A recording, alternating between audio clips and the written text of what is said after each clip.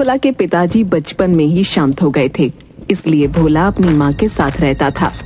भोला की माँ को दिल की बीमारी थी, इस वजह से वो अक्सर बीमार रहती थी। घर का खर्चा चलाना बहुत ही मुश्किल था, इसलिए उसे जो भी काम मिलता वो कर लेता। पर इन सब से भी घर का खर्चा और माँ की दवाइयाँ लाने में बहुत मुश्किल होती। बेटा, मेरी दवाइयाँ खत्म हो गई हैं। माँ, मैं कल ही शहर जाकर तेरी दवाइयाँ ले आऊंगा। ऐसा कहकर वो घर से बाहर निकल जाता है। अब तो बस मेरे पास थोड़े ही पैसे बचे हैं, इसमें माँ की दवाइयाँ तो नहीं आ पाएगी। एक काम करता हूँ, आज ज्यादा काम कर लूंगा। चल भाई भोला, आज तो तुझे बहुत ही मेहनत करनी पड़ेगी। तभी उसकी माँ के चिल्लाने की आवाज आती है। भोला दौड़कर अंदर आता है। माँ, क्या हुआ तुम्हें? बेटा, पता नहीं, बहुत दर्द हो रहा है, मैं हिल भी नहीं पा रही। फिर वो बोल भी नहीं पाती। माँ, क्या हुआ है तुझे? मैं वैद्य जी को बुलाकर लेकर आता हूँ। भोला दौड़ा दौड़ा वैद्य जी के पास जाता है। वैद्य जी। अरे भोला, क्या हुआ? इतना घबराया हुआ क्यों है? वैद्य जी, आप जल्दी से मेरे घर चलिए। मेरी माँ को न जाने क्या हो गया है, वह बोल ही नहीं पा रही है और उसके हाथ पैर भी नहीं हिल रहे हैं। भोला वैद्य जी को लेकर आता है। बेटा, तुम्हारी माँ को लकवा हो गया है। वैद्य जी, तो अब फिर इसका कोई तो इलाज होगा। आपको जो भी इलाज करना है आप कीजिए, जितने पैसे लगेंगे मैं व्यवस्था कर दूंगा। बेटा, मुझे इसके लिए एक खास किस्म का तेल बनाना होगा। इसके लिए मुझे कुछ जड़ी बूटियाँ चाहिए, पर वह जड़ी बूटियाँ हमारे यहाँ पर नहीं मिलती। तो फिर कहाँ मिलती है वैद्य जी? वैद्य जी अपने झोले में से एक किताब निकालते हैं और उसमें से भोला को उन जड़ी बूटियों के बारे में बताते हैं। अगर तुम्हें यह मिल गई तो मैं तुम्हारी माँ का इलाज शुरू कर दूंगा, और यह किताब भी अपने साथ ले जाओ, काम आएगी। ठीक है वैद्य जी, मैं इन्हें लेकर आऊंगा। पर यह मिलेगी कहाँ? बेटा, यहाँ से दक्षिण की तरफ जाने पर तुम्हें एक मांसाहारी जंगल मिलेगा। जंगल पार करने पर तुम्हें रंग बिरंगा तालाब मिलेगा, और उस तालाब के बीचों बीच एक अनोखा टापू दिखेगा। वहाँ पर तुम्हें यह जड़ी बूटी मिल जाएगी। अच्छा वैद्य जी, मैं कल सुबह ही वहाँ के लिए निकलता हूँ। ठीक है बेटा, पर तुम्हें बहुत ही ज्यादा सावधानी बरतनी पड़ेगी। उस जंगल में भूल कर भी किसी भी पेड़ को हाथ मत लगाना। उस टापू पर जो कोई भी गया है वह वापस नहीं आया।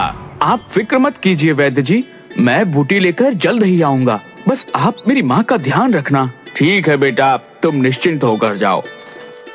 भोला अगली सुबह ही उस टापू के लिए निकल जाता है। वहाँ पर चलते चलते वो मांसाहारी जंगल में पहुँच जाता है। वहाँ पर भोला को बहुत से इंसानों और जानवरों के कंकाल दिखाई पड़ते हैं। लगता है कि यही मांसाहारी जंगल है। वो वहाँ से आगे बढ़ जाता है। कुछ दूर चलकर, अब तो बहुत ही ज्यादा थक गया हूँ, थोड़ी देर यहाँ पर बैठकर आराम कर लेता हूँ।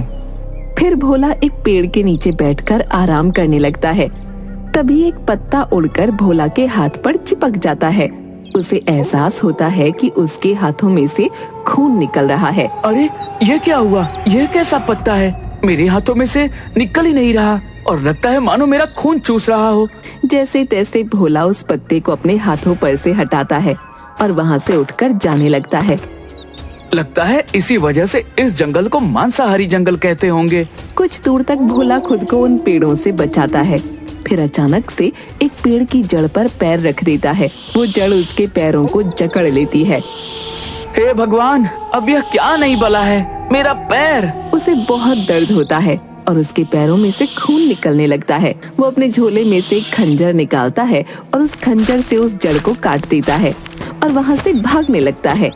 जैसे तैसे वो उस जंगल को पार कर लेता है। हे भगवान, इतना खतरनाक जंगल! आज तो बाल बाल बच गया।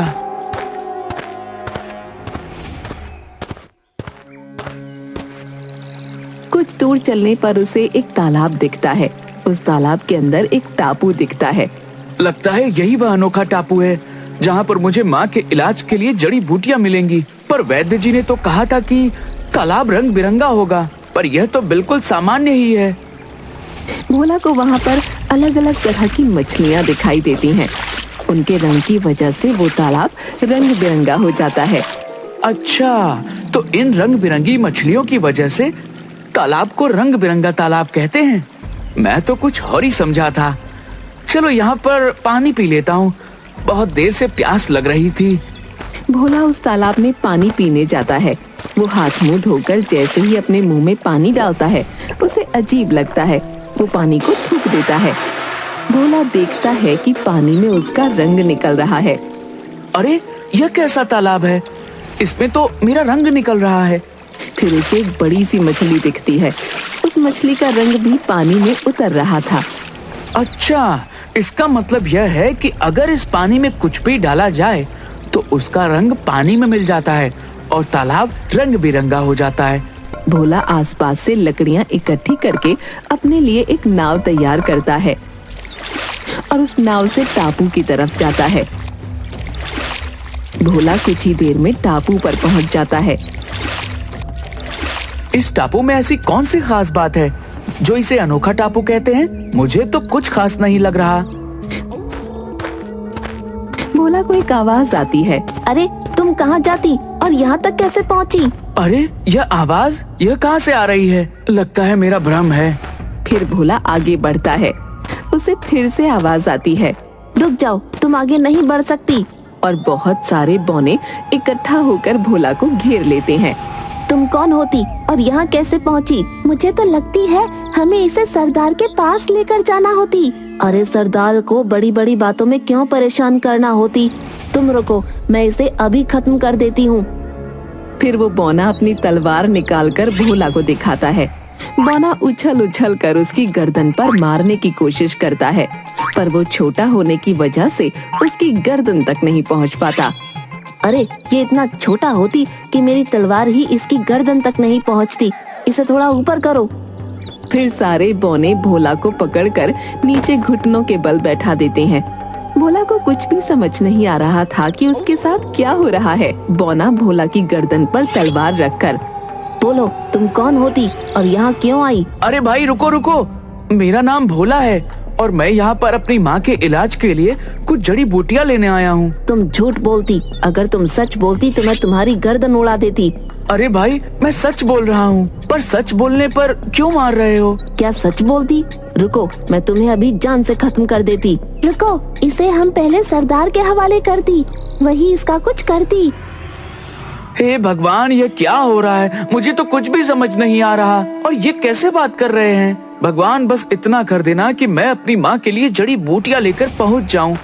सारे बौने भोला को पकड़कर बौनों के सरदार के पास ले जाते हैं। भोला को देखकर सभी बौने उसके आसपास इकट्ठा हो जाते हैं। तभी एक बौना भोला के झोले को लेकर उसे टटोलता है, तो दूसरा भोला को बैठाकर उसके कंधे पर बैठ जाता है और बाकी सभी भोला को घेर कर उसके आसपास खड़े हो जाते हैं। उई उई उई, तुम कौन होती? अरे ये कितना छोटा होती। सरदार, मुझे लगती कि ये कोई लुटेरा होती जो हमारी टापू पर घुस आती। अरे नहीं नहीं, मैं लुटेरा नहीं हूँ, मैं तो भोला हूँ। मैं चंदन नगर से आया हूँ। मुझे अपनी माँ के लिए कुछ खास जड़ी बूटियाँ चाहिए जो कि सिर्फ यहीं पर मिलती हैं। आप मुझे वो दे दीजिए, मैं यहाँ से चला जाऊंगा। ये देखिए, मुझे वैद्य जी ने एक किताब, उनकी जड़ी बूटियों की किताब भी दी है। उन्होंने कहा कि इस किताब को अगर तुम्हें दिखा दूंगा तो तुम्हें यकीन हो जाएगा कि मैं स्टडी बूटी का दुरुपयोग नहीं करूंगा। फिर भोला वो किताब बौनों के सरदार को देता है। हुई हुई, पर हम फिर भी तुम्हें वह जड़ी बूटी नहीं दे सकती। पर क्यों? क्योंकि हमारे जड़ी बूटी के बगीचे में एक राक्षस ने कब्जा कर लिया है। वह बहुत ही ताकतवर होती और वह हमें बहुत परेशान करती। क्या इसका मतलब है कि मैं अपनी माँ के लिए जड़ी बूटी नहीं ले जा सकता? हाँ, जब तक वह राक्षस होती तुम यहाँ से जड़ी बूटी नहीं ले जा सकती। जल्दी जल्दी यहाँ से भागती भागती। सभी बौनों में हाहाकार मच जाता है। सभी लोग उस दानव के डर से छुप जाते हैं और भोला को भी अपने साथ छुपा लेते हैं। वो राक्षस वहाँ पर जाता है और इधर उधर देखता है, पर उसे कोई नहीं दिखता। अरे बौनो, कहाँ पर छुप छुप कर बैठे हो और कब तक छुपोगे? एक न एक दिन तो मेरे हाथ में आना ही है और छुटकी सरदार, तू तो मेरे हाथों से नहीं बच पाएगा। और गुस्सा होकर वहाँ से चला जाता है। तभी बौने छुपी हुई जगह से बाहर निकलते हैं। उस राक्षस ने उस बागीचे पर क्यों कब्जा कर रखा है? क्योंकि वह राक्षस कहती कि उसने बहुत समय पहले उस जगह पर खजाना छुपा कर रख दी और अब हमने वहाँ पर बगीचा बना लेती। इस वजह से वह राक्षस हमें परेशान करती, हमें मारती और हमारे बगीचे को खत्म कर देती। उसने हमारा आधा बगीचा ऐसे ही खत्म कर दी। मतलब अगर मुझे माँ के लिए जड़ी बूटी ले जानी है तो मुझे इस राक्षस से लड़ना पड़ेगा। मैं तुम्हारी मदद करूंगा। मैं उस राक्षस से उस बागीचे को बचाऊंगा। सभी बौने खुश हो जाते हैं। क्या तुम उस राक्षस से हमें बचाती? हाँ, मैं बचाऊंगा उस राक्षस से। मैं तुम्हारी मदद करूंगा। सभी बौने खुश होकर भोला के आसपास नाचने लगते हैं। हमारे यहाँ मेहमान आया है, तो इस खुशी में आज दावत होती। फिर शाम को दावत होती है। सभी बौने बारी बारी से भोला को कुछ न कुछ खिलाते हैं। अरे बस, मेरा पेट भर गया और मैं अब कुछ नहीं खा सकता। पर बौने उसकी बात नहीं सुनते और उसे खिलाते ही जाते हैं। फिर भोला जोर से डकार लेता है। फिर पेट पर हाथ फेरता है और जोर से पाद मारता है। इतनी गंदी बदबू से एक बौना बेहोश हो जाता है। अरे भाइयों, मुझे माफ कर दो। मैं जानती कि ये होश कैसे आती। वो बौना होश में आ जाता है। अच्छा, अब खाना पीना तो बहुत हो गया, पर मुझे यह बताओ कि हम उस दानव को कैसे मार सकते हैं? वह तो हमें बौना दादा से ही पूछना होती, वही हमें बता सकती। बौना दादा? यह कौन है? ये हमारे टापू के सबसे बुजुर्ग बौने हैं। फिर भोला और बौने मिलकर बौना दादा के पास जाते हैं। बौना दादा, हमारे यहाँ मेहमान आई है। यह हमें उस राक्षस के चंगुल से बचाएगी। क्या तुम सच कहती? वो हमें राक्षस से बचाती। हाँ बौना दादा, मुझे अपनी माँ के इलाज के लिए जड़ी बूटी की जरूरत है। बस आप मुझे यह बताइए कि मैं उस राक्षस को कैसे मार सकता हूँ? उस राक्षस की जान उसकी पूंछ में होती।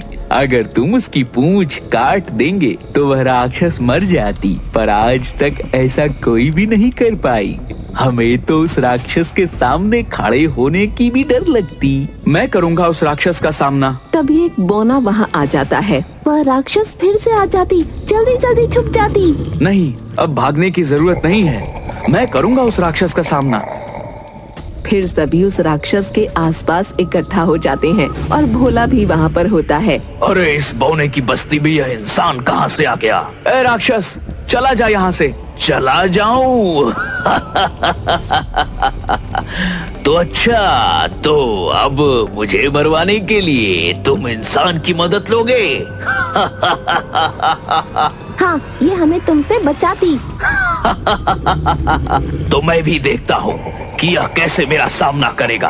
तो ठीक है, कल शाम को तुम फिर यहाँ आना। अगर मैं जीत गया तो तुम इस टापू को छोड़कर यहाँ से चले जाओगे। और अगर मैं जीता तो इन बौनों को हमेशा मेरी गुलामी करनी पड़ेगी। ठीक है, मुझे मंजूर है। तो कल शाम को मुकाबला पक्का। वो राक्षस चुनौती स्वीकार करके फिर से बगीचे में लौट जाता है। फिर बौने और भोला मिलकर योजना बनाते हैं। कल शाम को जब मुकाबला होगा तो मैं लड़ाई से उस राक्षस का ध्यान भटकाऊंगा। तभी मेरे पीछे से जाकर उसकी पूंछ में आग लगा देना। सभी बौने शाम को मुकाबले की तैयारी करते हैं। शाम को राक्षस फिर से आ जाता है। ऐ इंसान, तैयार है हारने के लिए? हाँ, मैं तैयार हूँ। फिर भोला और राक्षस दोनों का मुकाबला शुरू हो जाता है। राक्षस खड़ा होता है और भोला राक्षस को मारने के लिए जाता है, पर उल्टा भोला ही नीचे गिर जाता है। अरे बाप रे, यह राक्षस तो इतना ताकतवर है, मैं इसका सामना कैसे करूँगा? फिर राक्षस भोला को दोनों हाथों से उठाकर हवा में उठा देता है और भोला को नीचे फेंक देता है। भोला को दिन में ही तारे दिखने लगते हैं। फिर भोला खुद को बचाने के लिए उस राक्षस के आगे आगे भागने लगता है। अपने आप को इस राक्षस से खुद को कैसे बचाऊं? यह तो मेरी जान ही ले लेगा। हाँ, मैं धूल उसकी आंखों में उड़ा देता हूँ। फिर भोला जमीन की धूल को राक्षस की आंख में उड़ा देता है। राक्षस को कुछ नजर नहीं आता और वो चिल्लाने लगता है। तभी एक बौना पीछे से उसकी पूंछ में आग लगा देता है। बचाओ, बचाओ, तुम सबने मेरे साथ धोखा किया है। और राक्षस नष्ट हो जाता है। सब बौने खुश हो जाते हैं और नाचने लगते हैं। अब तो मुझे वह जड़ी बूटी मिल जाएगी ना? हाँ, अब तुम उस जड़ी बूटी को ले जा सकती। मैं खुद तुम्हें वह जड़ी बूटी देती। सुबह होते ही बोनो का सरदार भोला को बगीचे में ले जाकर उसे जो भी जड़ी बूटियां चाहिए थीं, वो दे देता है। ध्यान रखती, इसे किसी भी गलत इंसान के हाथ में नहीं देती, नहीं तो कोई भी इसका दुरुपयोग कर सकती। ठीक है, मैं ध्यान रखूंगा। यह लेती, इस ताबीज को पहनकर तुम सुरक्षित घर पर पहुंच जाती और इसकी मदद से तुम्हें कोई भी चोट नहीं पहुंचा सकती। भोला बोने के गले मिलकर अपने घर के लिए निकल जाता है। यह लीजिए वैद्य जी, आपने जो जो जड़ी बूटियां कही थी मैं सभी लेकर आया हूँ। अरे वाह बेटा, तुमने तो नामुमकिन को भी मुमकिन कर दिया। मैं अभी से वह खास तेल बनाना शुरू कर देता हूँ। फिर वैद्य जी वो खास तेल बना देते हैं और भोला की माँ का इलाज शुरू कर देते हैं।